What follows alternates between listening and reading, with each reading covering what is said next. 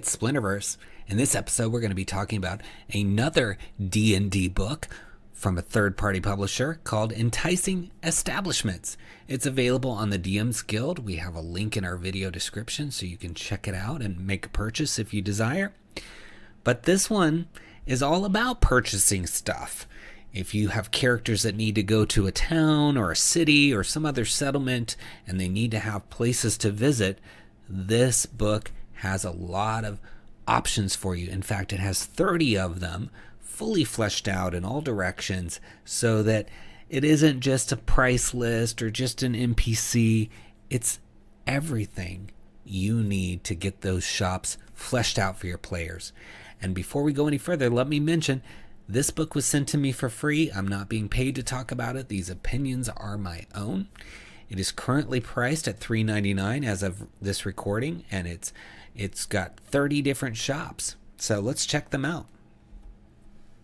It's from Chris Markham and Gazrock Games, and you can see the credits of the wonderful people involved in this. And here's a list in the table of contents of all the different shops. So as I said, there's 30 of them.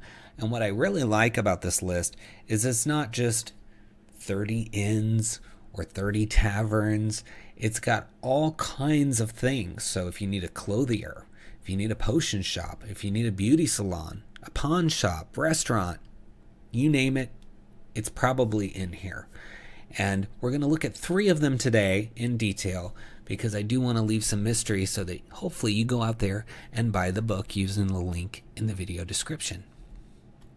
So we'll start with something that's always nice to have, which is a magic shop. And this is called Azor's Magical Emporium. It says, in one of the wealthier districts of a large city, a small but elegant building with lattice windows and a stout iron door stands on one of the busiest corners of the streets. Above the door, the wood is engraved.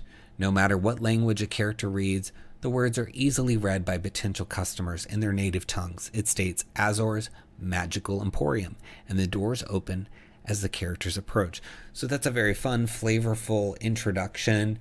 It gives you this feeling of magic before you've even entered the place, right? The fact that the text changes based on the reader, that the doors open automatically for you. I imagine they would automatically stay closed if there was some sort of danger as well, so that's fun. And we're going to be looking at this one, but I want you to notice how the sort of template for these stores is. So you've got that intro, then you've got a description, which is going into, some flavor text for you to read to the players. Then you've got the wares, the things that you would buy there. Then you've got the people, including role-playing suggestions on the people, and then even some adventure hooks. So as I said, I feel like it's a very well-rounded supplement in the sense that it's covering all those different angles of the store. It's not just giving you that inventory list and a name and letting you deal with the rest. It's really trying to give you everything. And that doesn't mean you have to use it all, right? You can say, oh, I want to have a different owner for this shop. Maybe it's not 𝙎𝙬𝙗𝙪 anymore. Maybe 𝙎𝙬𝙗𝙪 died and somebody else owns it, right? So you don't have to use every single piece here. There is some opportunity if you are a home brewer that you want to create some stuff, you can. But what I appreciate is that the author has given you all those pieces so that you can mix and match or use them all, right? So let's read a little bit more here. Description. As the doors open, your senses are assailed with exotic aromas from distant lands and the sight of book-lined shelves and strange objects all around the shop. A strange but imposing man stands behind a glass case. The case is filled with a variety of magical items. Different magical implements, wands, staves, etc., are hanging on the wall behind him. Set into the same wall, above the implements, scrolls, and items, an elaborate fish tank is alive with colorful and vibrant fish. An engraved wooden sign is above the tank. It says in bold capital letters, "Steal like a fool and join the school." He clutches a gold-shod staff with a skull motif while he squints to examine you. After a short pause, he greets you with a nod. "What can I help you find?" So, very fun description. And I love the notion that if you've stolen something, you end up being one of the fishes in this tank. So very fun, playful. Now let's look down here at the wares. It says most of Azor's magical items, about 70%, are of the common variety per the table magic item rarity on page 136 of the DMG. And then about 25% is uncommon and 4% is rare. Only 1% are very rare. No legendary items, of course. And that's just what's prescribed here, which sounds like a reasonable prescription, but as a DM, you could choose to change that up if you need to. Maybe it's a special magic city where the whole city's into magic, so maybe it's a little bit more likely to have very rare. Maybe it's 3% instead of 1%. But I like, again, that the author is mapping that out for you so that you don't have to do all that prep. Now it says, Azor typically does not stock many potions, nor does he carry magical weapons or armor. The remainder of his stock is made up of material components, texts on magic, and scrolls on magic lore. While not magical themselves, such books can aid in magical research, rituals, and other similar endeavors a caster may indulge. Powders, crystals, gemstones, and a variety of other components are in trays, jars, and other containers near the counter. So that paragraph is great because it really hones in on what is truly azavailable in this shop, including components which spellcasters might need to grab. But you don't have to fear that Azor doesn't carry potions or armor, because there are stores in this book that offer those things. So, and again, these are things you can change. If you want Azor to start carrying these things, that could be even a story point. Maybe Azor needs help expanding, needs the characters to go out and bring in the inventory to fill in some of these things that Azor is not currently offering. So many story possibilities. Love it. So then people, it says, you may read the following to the players. The shop's sole occupant can be nothing but a caster himself from his appearance. He appears to be a middle-aged man who is a bit taller than most men. His robes seem simple and patched here and there, though they are obviously of very fine and expensive fabrics. He wears a leather skull cap set with 2 large curved horns and has a necklace with many different animal teeth. And then here, that's Azor, of course, and you get the full stat block, challenge level 10, so you definitely don't want to take Azor on as a level 1, but I like it. And there's this ability down here called Arcane Deflection. When Azor is hit by an attack or he fails a saving throw, he can use his reaction to give a +3 bonus to his AC against that attack, or a +6 bonus to that saving throw. So you know me, I'm always looking for things that you can repurpose from books, right? So here you go, stat block for a wizard. Reskin this, name it to somebody else. You've got a cool ability here. Got your stats. As long as they could be around challenge level 10, you're good to go. So love it. All right, here's a picture of Azor. It says, role-playing Azor. Azor is gruff and typically untrusting. He tends to pound his staff on the floor when enunciating a point. He exudes power, far more than he has, in everything he does. Azor is a retired wizard. He now seeks the quieter existence of running his shop and conducting his own private research. Of course, he isn't powerful enough to enforce his threat above his fish tank, but it has proven to be a successful bluff in the past. So then you get a little bit more details there on the fish tank. And this magic shop could be a base of operations. Maybe the characters need to return some things that were stolen from the shop, or they need to help stock the shop, or because he's a retired wizard, maybe Azor has some enemies that are coming after him. There's so many things that can go on around this shop. So even if you don't need to populate a whole town or city, you could even make this a home base for your adventures. So now let's read some of the adventure ideas. It says magical items are expensive. PCs looking to drive down the price may be offered a mission for Azor. This gives the perfect intro for a GM to launch any side quest for information or retrieve a different magical item or component needed for his research. Earlier in his career, Azor went by a different name. He fell in with a bad crowd and was exiled from his homeland. He joined with other exiles, but eventually left the cult. One of the cultists has discovered Azor, and Azor hires the group to ensure the cultists can't get the message back to the cult. Of course, he will likely invent some other dastardly deed the cult member committed to earn the ire of the PCs.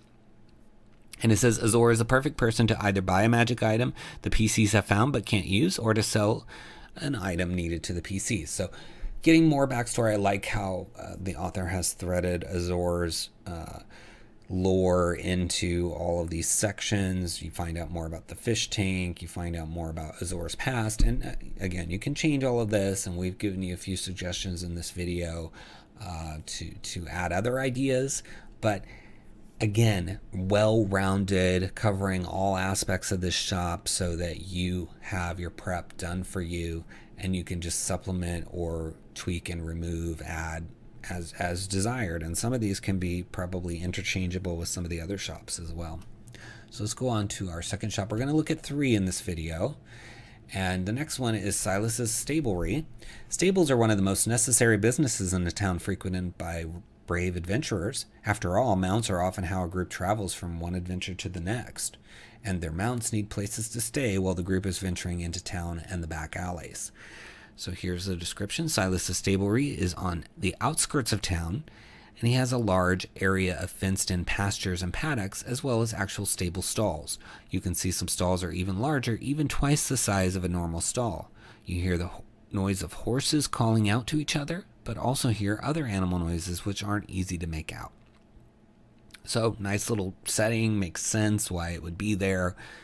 Definitely need to visit it if you have a mount. So perfect thing to find in a settlement. Services. Like most stables, Silas charges per day. The fee includes grain and hay for the horse. He also offers stabling for other mounts. Rates vary depending on the size and danger of the specialty mount. So got some rates in there for the services. It says people. Silas is the main stable hand and owns the establishment. He often hires those down on their luck to muck the stalls and do some of the other unpleasant duties. His main assistant is Jacob, though he often simply refers to Jacob as boy, a term Jacob doesn't seem to mind. And then there's a stat block reference to the commoner entry in the monster manual that you can use for both of them. And then it says role-playing Silas. Silas likes animals better than people. He seems to be able to communicate to them and understands that they are trying to say, but people remain a mystery to him. And then role-playing Jacob. Jacob is eager to learn all he can about the business, as Silas plans on making him his heir. He happily accepts his lot in life, and there's a reference to the movie The Princess Bride with Wesley, so that's a good reference to maybe inspire how you roleplay Jacob. And then we'll just go through one of the adventure ideas. There's more. We're not showing this full store here. Jacob has gone missing. Silas offers the group a reward if they can find him. He could have been abducted onto a ship, held for ransom, or some other nefarious end. So yeah, that's a good plot line to explore with this stablery. All right, so now let's look at another shop, and this one's probably less likely to be needed by the characters, and it's one of the reasons I picked it is I wanted to show you the range. So you have the magic shop, which is a premier location. Most places need to go to that, and then stablery is pretty common as well. But let's look at an uncommon for our third one here that you would need to visit, and it says, this shop should be located near a large church or temple in town or inside a temple district of a large city. After all, such institutions are often the store's largest clients. Of course, near a more scholarly area, local college or even a theater may also be a valid location. So very, very cool. It says, situated in the merchant district of this town, this 3-story shop has a variety of candles displayed in the front windows. The scent of fresh wax and various floral fragrances is heavy as you approach the front door. And then wares, it says, Evelyn sells a huge variety of candles and illuminations. She is also a bit of an alchemist and has devised some alchemical candles she sells at a premium. Some examples of her wares include candlesticks, candelabra, temple brazier, field brazier, candles, and scents, and then they all have prices and descriptions of them, so it makes it easier to sell those. Then we get to the alchemical candles section. These magical candles burn for 1 hour. The effects are subtle but tangible. These are all standard small half-foot long candles. Love is one of them. The lighter of this candle can choose a target within 30 feet. The creature must be of a species and gender you are normally attracted to. The target creature must succeed on a wisdom saving throw or regard the candle lighter as their true love for the duration of the candle, much like a filter of love potion. And then there's another one called Ghost Detection. This candle's flame turns blue when any undead come within 1,000 feet. The glow gets brighter and brighter with the power and number of undead as they get closer.